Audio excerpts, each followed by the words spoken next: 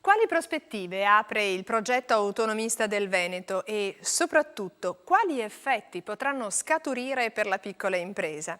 Su queste domande recentemente è stata imperniata l'Assemblea dei soci di Confartigianato Vicenza. Confartigianato ha consegnato al governatore del Veneto Luca Zaia, ospite dell'annuale Assemblea Generale dei Soci, un documento che riassume le aspettative delle piccole imprese per rilanciare e completare, come vi si legge, il disegno regionalista partito nel 1970, adeguandolo alle sfide odierne. Il presidente Agostino Bonomo. Perché, al di là dell'opinione di ciascuno di noi e del dibattito sviluppatosi tra i partiti, siamo di fronte a un momento che può effettivamente cambiare il nostro futuro di cittadinanza, a patto che venga accompagnato da contenuti e azioni all'altezza del negoziato che verrà intrapreso con le istituzioni centrali. Confartigianato vuole entrare nel merito del percorso di trattative con lo Stato centrale affinché l'esigenza di autonomia si traduca in fatti concreti, utili non solo al Veneto, ma anche alle altre regioni, avendo come obiettivo un armonico stato delle economie. Perché tale percorso si metta in moto e proceda, esso deve tradursi in una progettualità condivisa e di medio-lungo periodo, capace cioè di avanzare lungo il sentiero dell'autonomia regionale in modo indipendente da chi governa o governerà tanto a Roma quanto a Venezia. Crediamo, ha osservato Bonomo, che lo Stato sia chiamato oggi a fronteggiare tutt'altre sfide, come l'internazionalizzazione delle produzioni e dei mercati, la promozione di Made in Italy e turismo, il processo di integrazione europea, che deve rimanere prospettiva strategica nonostante i problemi incontrati finora. Lo Stato dunque faccia lo Stato, svolgendo bene i suoi compiti, anzi si rafforzi in questo ruolo indispensabile, senza sovrapporsi alle competenze delle regioni, senza legiferare in modo inutile su questa o quella materia di riferimento territoriale.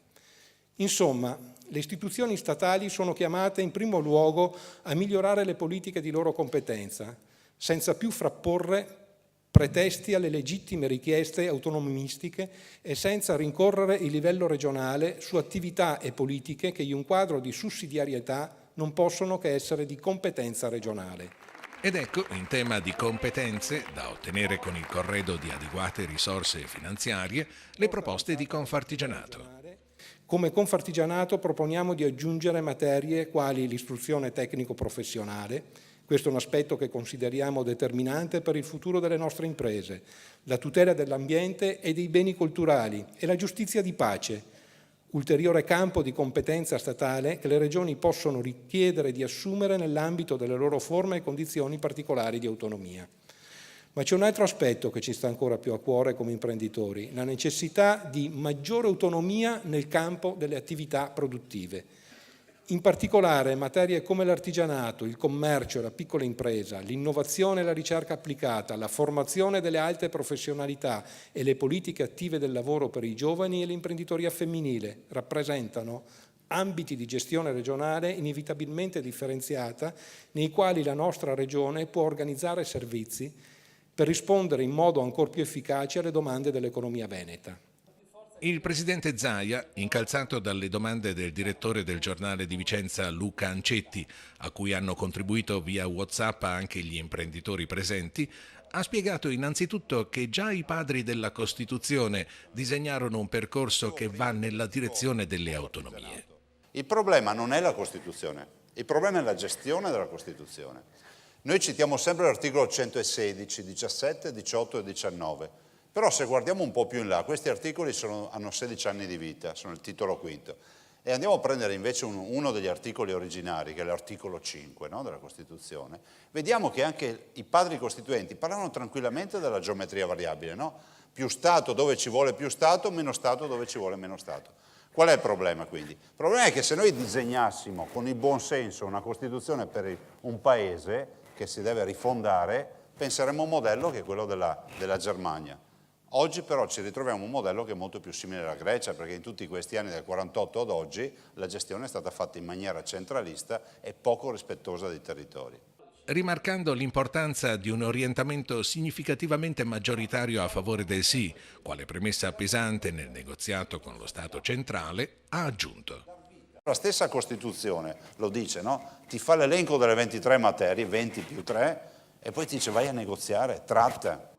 Chiamato a rispondere a chi teme in prospettiva un nuovo centralismo di stampo regionale, ha ribattuto. Un neocentralismo regionale sarebbe la distruzione di questo progetto. Non lo dicono solo i presidenti di provincia, lo dico io quando in tempi non sospetti, ormai c'è Google, basta fare le ricerche, dico sempre il neocentralismo regionale è il vero problema. Perché il cittadino cosa vuole? Vuole interlocutori certi. ANCI, qui abbiamo fatto l'assemblea, in un sondaggio ANCI dice l'85% dei cittadini intervistati dichiara che vorrebbe un sindaco con più poteri.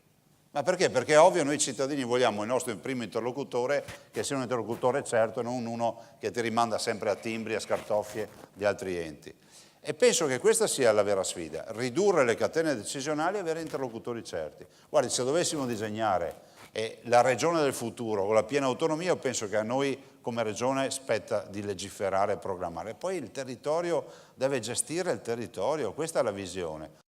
E per concludere, sentiamo ora commento e aspettative di Confartigianato dopo l'esito del referendum sull'autonomia. Vogliamo che adesso venga preso in considerazione ciò che i veneti, andando in massa a votare, hanno chiesto e hanno dimostrato di volere, per cui un miglioramento di tutti i servizi che hanno a che fare proprio con l'ultimo miglio di erogazione di servizi.